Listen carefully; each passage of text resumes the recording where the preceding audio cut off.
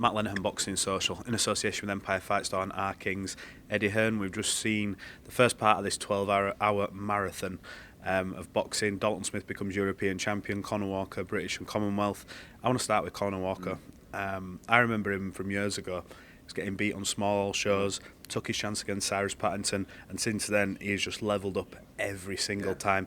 How pleased he is? And is that part of your job, away from obviously the big nights and all the, you know, the Riyadh season shows where you look and go, wow, he's changed his life, but you're a big part of that. I think that you always want to see someone go on and change their life. How often does it happen, you know, and how often does it happen to someone like Conah Walker, who is a proper old school. I mean, I say I don't know Conah Walker. I've been around him a dozen times.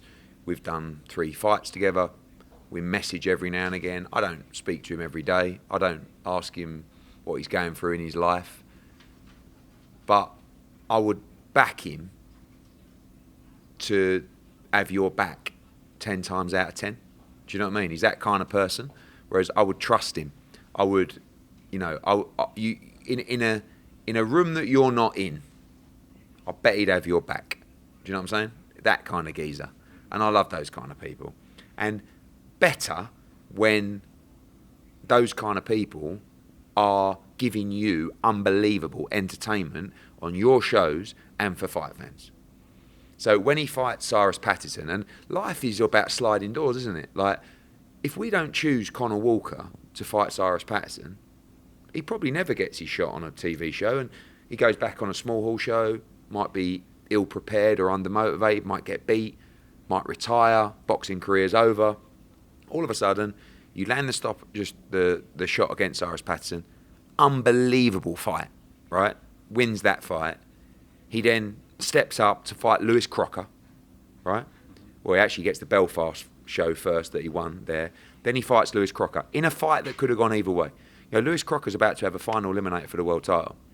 But again, unbelievable fight. And I said to Sam Jones after, I said to Conah Walker, I promise you, you will be back. He sells a load of tickets as well, by the way. I mean, he's a very popular guy, which always helps, right?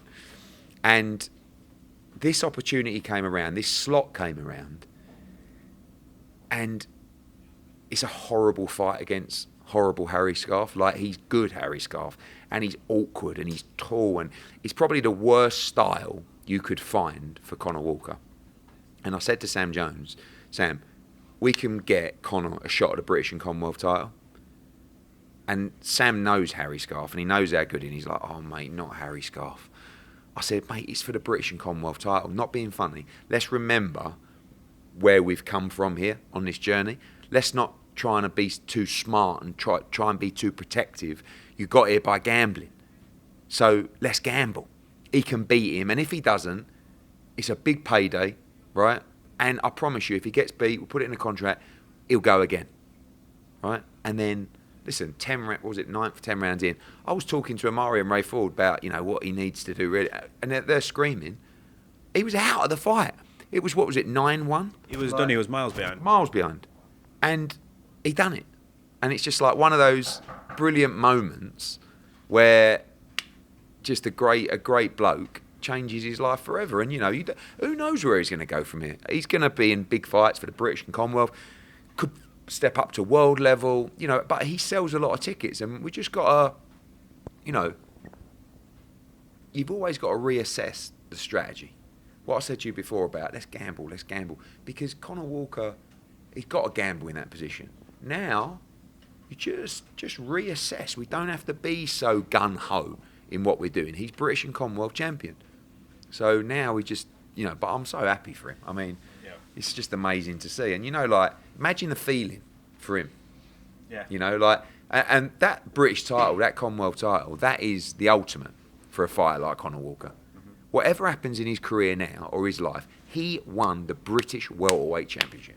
Yeah. Like, that's history, you know. And imagine the feeling of when he goes down on the canvas, like they've stopped him. His team, he got a great training team. Sam, they're all jumping in. I was sitting there going, oh, if I was there, I would be over the top rope. I'd be crying, everything, you know. And that's just, it's great moments. That's what sport does. That's why sport is the greatest thing in the world. Well, look, hopefully many big nights to come for him. He deserves it. I've seen him over the years, and the tickets he sells are incredible. Look, top of the card, Dalton Smith. European title fight, but he made it look very easy. And is that a sign of the level that Dalton Smith is at? I mean, it's easy to say, what was the opponent? The opponent was a European champion who is a very good European level fighter. Dalton made it look like a mismatch. And it was a mismatch because Dalton Smith is world class. And he's not just world class, he's elite world class. He can match Haney, Teofimo, all of the very best Richardson Hitchens, all of the best guys at 140. And it's going to be a lot of fun now to see what we do, because I think we got the real deal. The options are endless, I feel, for him. I feel like we're always talking about that next big step. I want to ask you, Adam Azim tweeted almost instantly, and he sort of, I assume you've seen that, and what do you make of it? Well, he bases his whole career around Dalton Smith. I mean, you have to remember that Adam Azim, Ben Shalom wanted Adam Azim to fight on the Ben Eubank card, right? I said to Ben Shalom, let's make the Dalton Smith card fight. He's got Ramadan, and like, I don't think, I get that, like, fair enough. Like, I don't think Shane McGuigan would touch Dalton Smith right now. And Shane McGuigan knows what he's doing. Barry, Jake, they're good. They know where their fighter's at. Same with Caroline Dubois and Beatrice Ferreira. That's why we can't make that fight. So we made Adam Azim against Montana Love. Right? Good fight. Montana Love, we thought we had a deal. We tried to negotiate the deal, fell through. So Ben sent some opponents to Saudi, and they weren't good enough. So we sent an opponent, and then Queensbury sent an opponent, and Saudi approved Pierce O'Leary and Sean McComb. Both good fights. To fight Adam Azim. Great fights. And Ben came back and said, no, we're not going to take those fights. So Saudi said, if you don't take one of those fights, Adam Azim, you're not on the card. And actually, we were going to do Pierce O'Leary against Sean McComb if he said no. Azim turned down O'Leary and McComb and Dalton Smith. And then actually, Ben ended up getting his own fight on the card, which was CBS against Glanton. Mm-hmm. So Adam Azim was on the card. It was all done, the Montana Love fight. But unfortunately, he wouldn't take the opponents that were good fights. So, and I get that, because his prep might not have been ideal. But don't start giving it a big one and calling out, because you can't. There's no point Adam Azim. Adam Azim is controlled by his team. He makes no decisions himself. And I'm not saying there's anything wrong with that, because as a fighter, I'm sure Adam Azim will fight Dalton Smith. I'm sure he thinks he beats Dalton Smith. But his team don't think he beats Dalton Smith, do they? Let's be honest. Shane McGuigan doesn't think he beats Dalton Smith. Ben Shalom, I mean, he don't know he's boxing. But Shane McGuigan knows. And it's the same with Beatrice Ferreira. But to be fair to Caroline Dubois, she was honest. She said Beatrice Ferreira is too good. Because I also tried to make Caroline Dubois against Beatrice Ferreira on the Spurs card, the same Spurs card. And March the 7th, Beatrice Ferreira's there. She's ready. We don't even need a purse. We'll take Brazilian TV. That's it. TV rights. And Ferreira will fight Caroline Dubois at the Royal Albert Hall. So we can't talk about these fights when the reality is something completely different. Do you know what I mean? So when Adam Azim is ready for Dalton Smith, come talk. But until then, stay on Twitter.